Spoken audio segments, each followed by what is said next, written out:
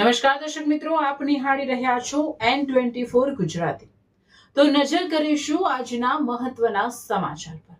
વડુ પોલીસે 3 વર્ષ જૂની વાહન ચોરીનો ગુનો ઉકેલી એક ઇસમને ઝડપી પાડ્યો। વડોદરા ગ્રામ્ય પોલીસના ઓપરેશન પરાક્રમ અંતર્ગત વડુ પોલીસ સ્ટેશનને મહત્વની સફળતા મળી છે। 3 વર્ષ અગાઉ ચોરી થયેલી મારુતિ સુઝુકી વેગનાર કાર સાથે એક શખ્સને ઝડપી પાડી મિલકત સંબંધિત ગુનાઓનો ભેદ ઉકેલવામાં આવ્યો છે।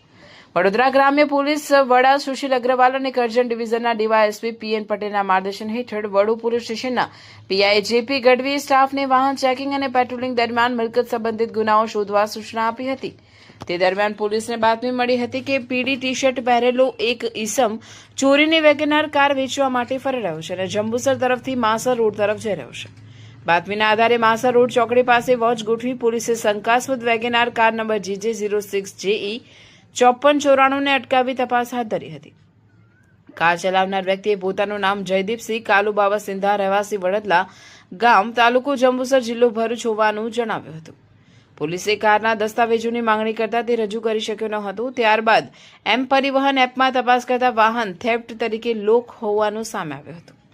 આ અંગે વધુ તપાસ કરતા કારની ચોરી બાબતે માંજલપુર પોલીસ સ્ટેશનમાં વર્ષ 2023માં આઈપીસી કલમ 379 હેઠળ ગુનો નોંધાયેલ હોવાનું જાણવા મળ્યું હતું।